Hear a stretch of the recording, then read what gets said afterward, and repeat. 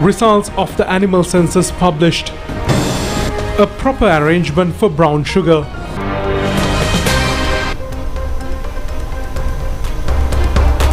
Let's take a look at those stories and more in detail. A London-bound airplane carrying 242 people crashes shortly after takeoff crashed in residential area near the airport in Ahmedabad, India.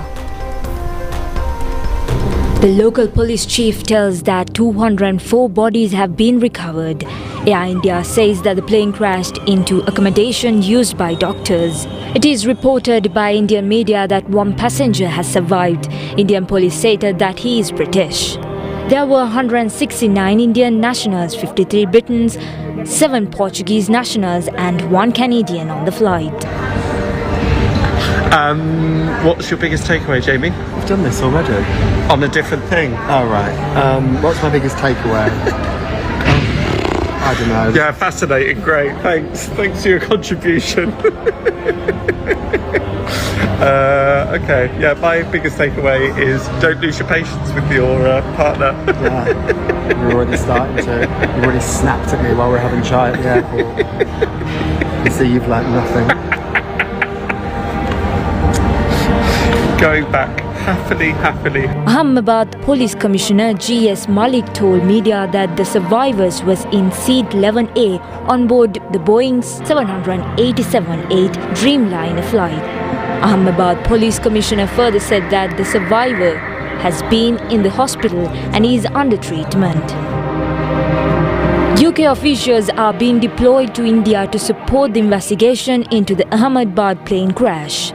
The Air Accident Investigation Branch says it has formally offered its assistance to the Aircraft Accident Investigation Bureau in India. Air India says it is organizing 2 relief flights to Ahmedabad for families of the passengers involved in the plane crash and airline staff. Tata Group, which owns Air India, says it will compensate around £86,000 to the families of each person who was killed in the crash. It will also cover the medical expenses of those injured and provide support for rebuilding the medical hostel that was hit. All flights suspended at the Ahmedabad airport due to Indian plane crash have been recommenced. According to the Aviation Ministry of India, Ahmedabad airport has been reopened after the confirmation of all safety methodologies. The Chief Minister of Gujarat has instructed the concerned sectors to conduct a rescue operation considering it as a war situation, according to the reports.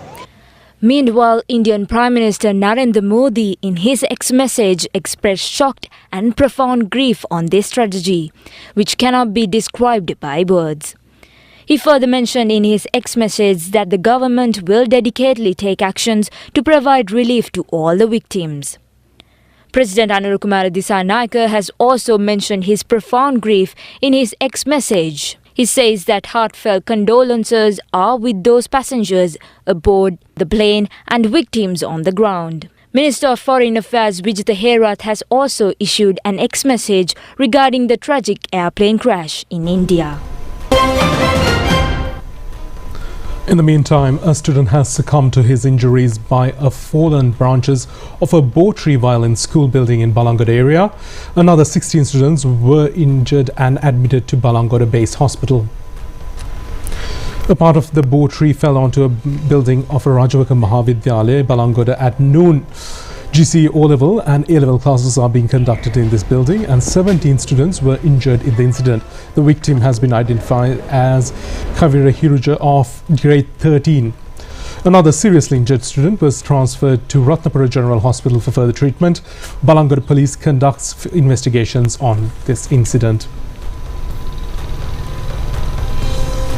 President Anurukumara Dissanayake, who is currently on an official visit to the Federal Republic of Germany, was warmly welcomed yesterday by Germany President Frank-Walter Steinmeier at the Bellevue Palace in Berlin.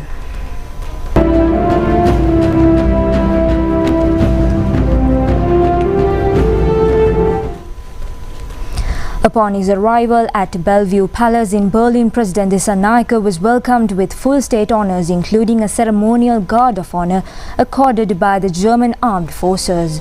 The president also participated in the inspection of the military parade.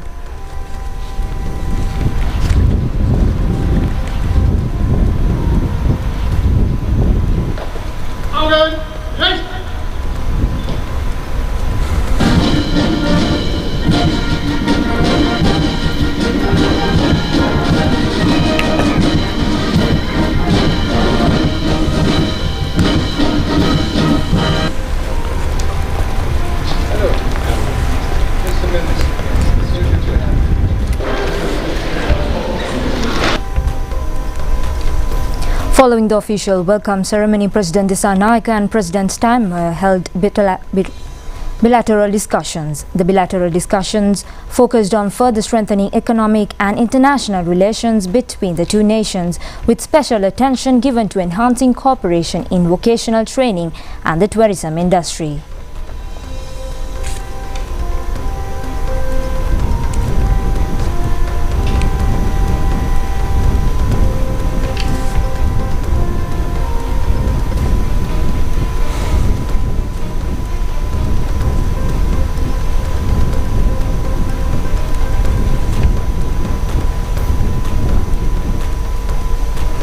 As a part of the official visit to the Federal Republic of Germany, President Anurukumara Dissanayake met with the German Foreign Minister Dr. Johann Waderful yesterday at the Waldorf Astoria Hotel in Berlin.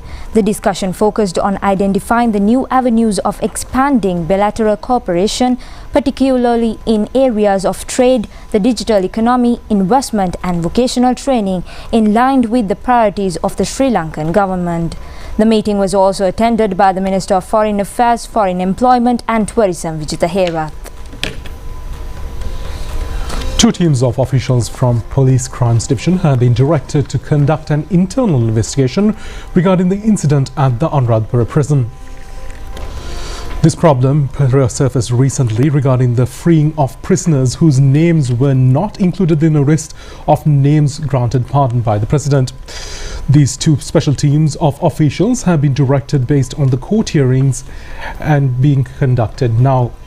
Meanwhile, a complaint was filed at the Commission to investigate allegations of bribery or corruption, to conduct an investigation as to whether the prison officials and doctors possess an illegal assets. The complaint has been filed by the Citizens' Power organizations against bribery, corruption and wastage. The president of the organization, Jamuni Kamanta Tushara, said if the prison officials have earned money illegally, a complaint will be made to investigate their legal assets and conduct an investigation in that respect. The Bribery Commission is required to illegally earn will be taken over by the government and legal action will be taken against the concerned individuals. Deputy Minister Harshana Suryaperamula says that the government has taken a number of measures to provide relief to small and medium-scale entrepreneurs who obtain loans nearly 70 billion rupees. Signing the agreements to get relief for loans has been extended up to the 30th of this month. Deputy Minister made these remarks at the media briefing held in the Government Information Department today. Has the IMF indicated a review date after the tariff adjustment of electricity has been done? Sure. So the date of review, the meaning when is it going to go to the board meeting to secure the necessary approval? It is an internal matter for the board to decide from the IMF side of it. The indications that we have been given is the date is yet to be fixed. So we are awaiting information. I'm sure they will consider the fact that the revisions have taken place and the compliances that we have demonstrated as part of the program within the framework that we were working on. So I'm sure they will consider, and within the due dates that we were indicated earlier, I'm sure it will take place. That is our expectation from the government side of it.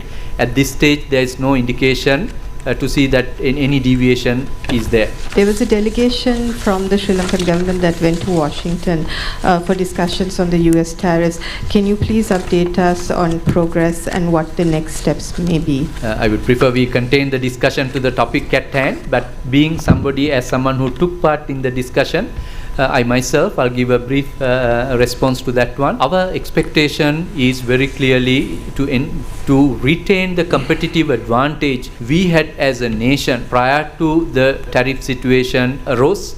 So our engagement was on that basis. So we have had very productive discussions. They have indicated their approach, their angles, from particularly considering the trade deficit that they are recording on their side, what are their expectations, and the government has formally communicated few times, engaging at the highest level from Honorable President from Sri Lanka to the Honorable President of US as to what are the expectations, what are the avenues available to engage in this process. And I'm sure they are being considered positively as of now. That is the indication we have been provided as of now, and the discussions are ongoing. Which is very important to understand is this is not a matter targeting Sri Lanka.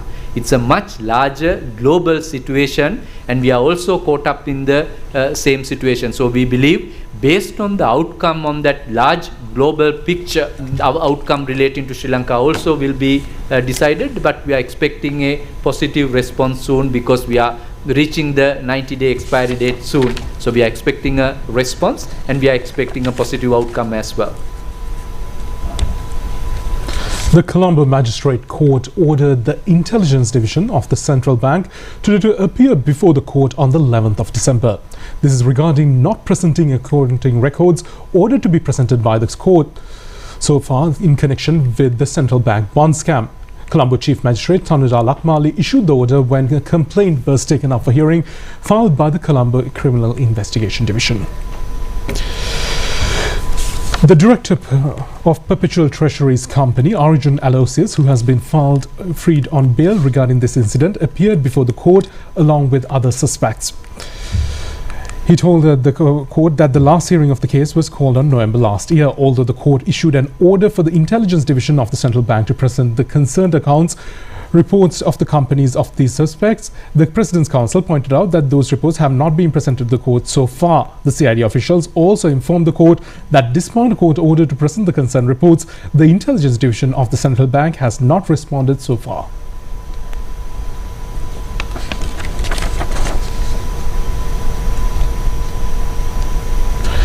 The appeal court today ordered the hearing of a petition on the 14th of October requesting an issue of an order to the Attorney General and Inspector General of Police to file a case under criminal law against Chief State Intelligence Service Nilantha Jayawardena for not taking action to prevent the Easter Sunday terrorist attack despite receiving intelligence that an attack was imminent.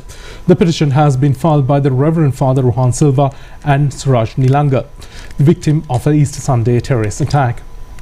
The Colombo Magistrate Court today ordered the permission to detain and interrogate a suspect at the Crimes Division of the Colombo for 48 hours regarding an incident of firing and vehicle of the former director of the National Lotteries Board, Tusisa Hallolua, who was travelling at Narayanpete area.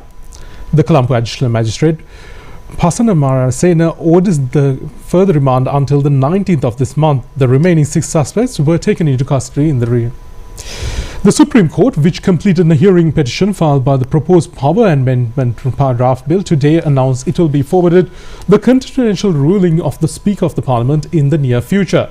The petition was filed in the Supreme Court challenging certain clauses of the amendment by the Lanka Electricity Board Engineers Association and 7 other parties. Lanka Wharf Service Association today expressed ideas regarding publication of various views, recently stating that 323 containers were released from the harbour without proper inspection. President of the Ceylon Wharf Service Union, Rajita Lianarachi, stated that if the 2,500 good containers were to be stuck at the port, it will become a major problem. There were occasions when a certain ship were turned back due to lack of space at the port. When these conditions aggravated, the customs will have to take a decision to release those containers. When these containers go out, they contain the name of the customs, and there are separate inspection teams for the purpose through their units. The high officials of customs have taken a committee decision after considering the information of 10 to 15 years. Custom trade unions have also made a clarification in this regard, where they say that there is an error in their procedure. Investigations are being conducted by the government, and the Criminal Investigation Department is in search of the details. It is suspected that some persons are behind this in order to cause inconvenience to the government. Results of the animal census conducted on the 15th of March has been released to media for the first time. This was done at the Ministry of Agriculture. A census was conducted on top of monkeys, grey laguars, grand squirrels and peacocks. Director and Chief Executive Officer of the Hector Kobak Agrarian Research and Training Institute, A.L. Sandika, said that the report of the island-wide animal census has been helped identify the areas with the highest number of cross-destroying animals. The report reveals that there are 5.17 million toque monkeys, 1.74 million grey languars, 2.66 million grey squirrels and 4.74 million peacocks in Sri Lanka. According to the census, the highest number of toque monkeys has been reported in Kandy, Kegal, Anuradhapura, Polonnaruwa and Kurunegala districts. The census also reports that the highest number of grey languars has been reported in Anuradhapura, Hambantota and Polonnaruwa districts. Giant squirrels were largely found in Kurunegala and Mononagalle districts, while peacocks have been mostly reported in Anuradhapura, Kurunegala and Mononagalle districts. He added that the crop-destroying animals were found in large numbers in Kegal, Galigamua and Mahan Valley district secretariat areas in the Kegal districts. Prime Minister Dr. Harini Amarasuriya says that all should be committed to prevent road accidents, considering the fact that protecting a life is the sole responsibility of a person. She made these remarks at a ceremony held at the Royal College, Colombo today.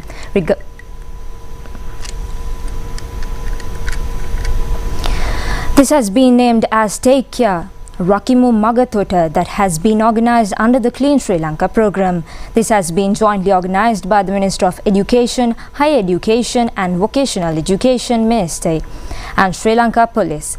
Students were also enlightened to prevent road accidents. Tools needed to schools traffic assistance in 25 schools covering all the 25 districts were distributed among them at this event. Prime Minister Dr. Harini Amarasuriya emphasizes that preserving life should be regarded as a personal responsibility, and that preventing road accident requires not only compliance with laws and regulations but also a deep sense of awareness and commitment.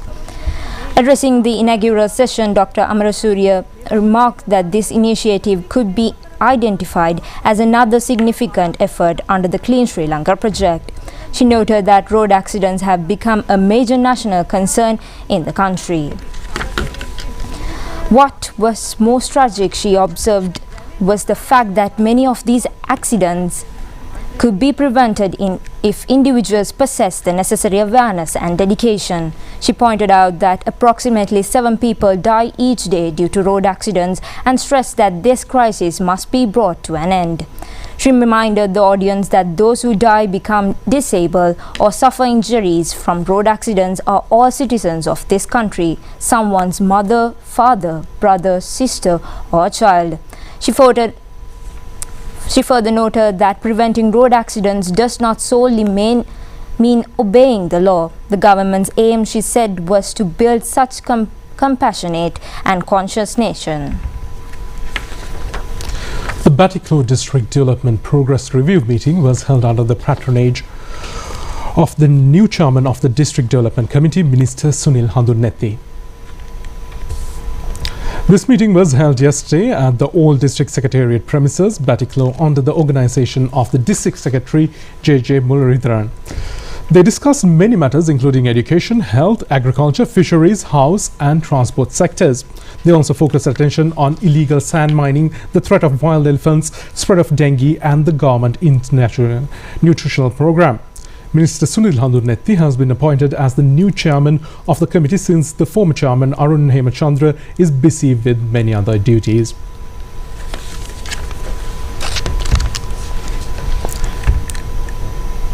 There is currently a conversation about sugar these days, and even the parliament was also chaotic regarding the prices of white and red coloured sugar. News edition of the National Television carried out a survey regarding the manufacturing of sugar and how it is done. A large number of local lands were given to private entrepreneurs in accordance with the Open Economic Policy of 1977.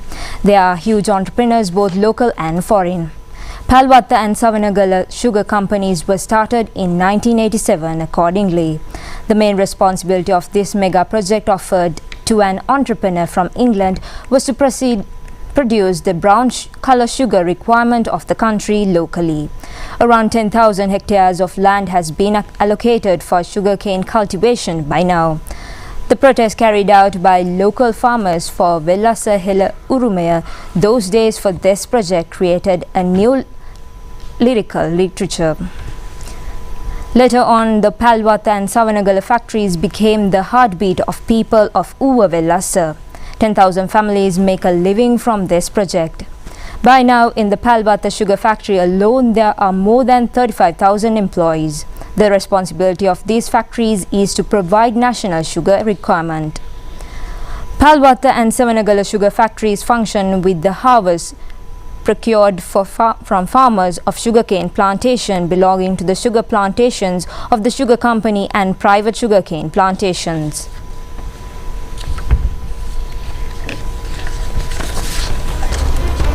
We'll be back with more news after a short break.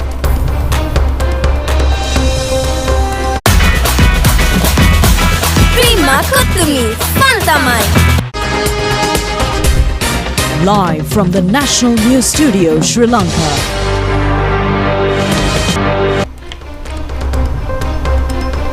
The Committee on Public Accounts has recommended that an audit to be conducted on the daily financial loss inquired due to train cancellation past 3 years. This recommendation was given by the Cohort Committee during a committee meeting held to discuss the Auditor General's report for the year 2023 and the current performance of the Sri Lanka Railways Department. The committee met under the chairmanship of Parliamentarian Aravinda Senarath and recently in the Parliament complex. The Sri Lanka Railway Department was summoned before the committee recently, during which the 2023 Auditor General's report was reviewed. Members of the committee, Deputy Minister Major General Arujuna Jayasekara, former Railway General Managers, former Ministry Secretaries and several others were participating in the discussion. The committee attention was drawn to the insufficient number of audits and the management committee meetings held, and the inquiries were made from the former secretaries to the ministry and the former general managers of railways regarding the lack of adequate meetings from 2021 to 2024. They said holding management committee meetings was disrupted during the COVID pandemic period. Although it was scheduled to hold meetings properly in 2024, it was also ended in failure due to transfer of relevant officials. Minister Dr. Nalinda Jayatissa says that an attitudinal change should be created within the new generation to direct them for consuming vegetables and fruits.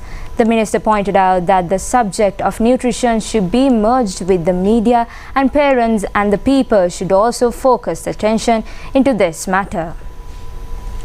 The minister made these remarks joining the commemoration ceremony of the National Nutrition Month.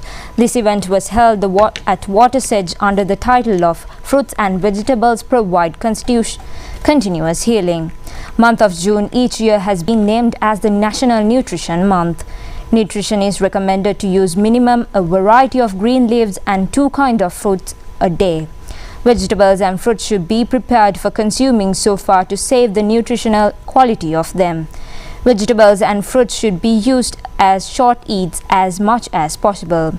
The event gives the major message of selecting vegetables and fruits that can be bought at lower prices. Minister Dr. Nalinda Jayatissa said that compared to the senior generation, the youngers are rapidly avoiding use of vegetables and fruits.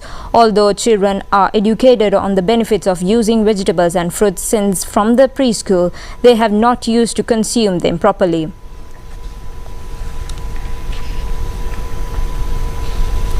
Today is the International Day Against Child Labour. It was celebrated this year under the title of A Secured Healthy Generation.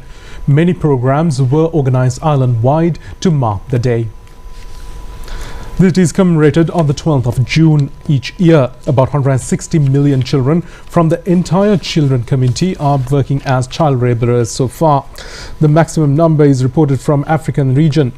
The international theme of this day is "The progress is clear and let's accelerate the responsibilities." It is celebrated with the prime aim of eliminating the spread of exploitation of child labor and to focus global attention on the taking speedy action. A street drama was played at the Grand Pass Police area, highlighting the negative impact of the exploitation. A walk was also held from Talagagad Trade Complex to Uyan Housing Complex. Deputy Labour Minister Mahinda Jayasinghe and many others participated in the event. Deputy Minister said that the responsibility of the Ministry of Labour is to totally eliminate child labour in Sri Lanka. Exploitation of child labour will be ended 100% and creating a background for children to live in happiness is the aim. A special discussion organised by the Government Information Department on the day was held at the Department Auditorium this morning.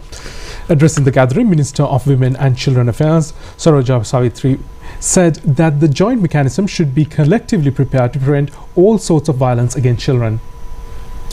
Minister Suroja Savitri Pularaj said that the government has already empowered the relevant rules and regulations to prevent physical violence against children. Measures have already been taken to prevent children from any sort of violence and to strengthen their basic right for education. A few more local items in brief. Mr. Ramalingam Jaishankar today instructed that Nara institutions to conduct an immediate investigation regarding plastic materials accumulated at Delft and Chilau Beach. Plastic found in a container ship under the flag of Liberia, which met with an accident on 25th of last month in the sea area of 38 nautical miles from Kerala Beach strike, were accumulated at several beach areas of the island, and actions to remove them has been implemented by now.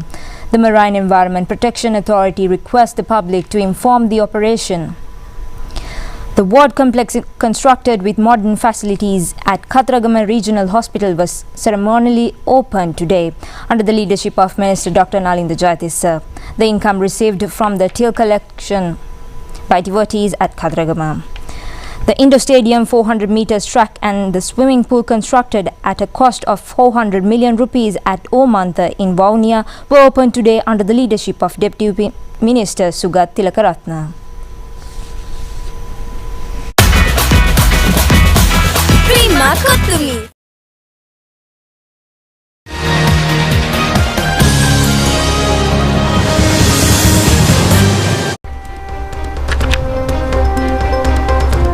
Now on to sports news.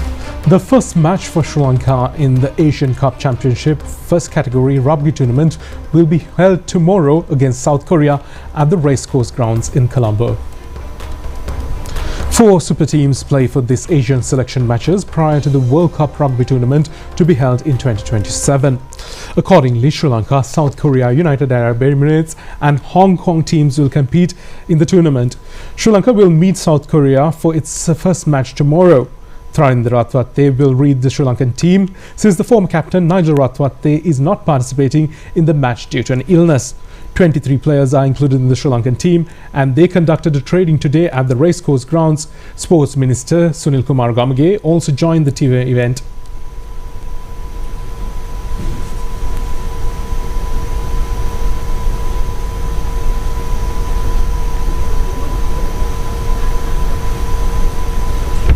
Several Bangladeshi players who are taking part in the Sri Lanka-Bangladesh cricket tournament arrived in the island this evening. This series is included with 2 test matches, 3 ODIs and 3 T20 matches. The first test commences on the 17th of the month at the Galle International Cricket Stadium. Rest of the Bangladeshi players are scheduled to arrive in the island tomorrow. That's it for tonight's English News telecast. Thank you for joining us. Good night. Good night.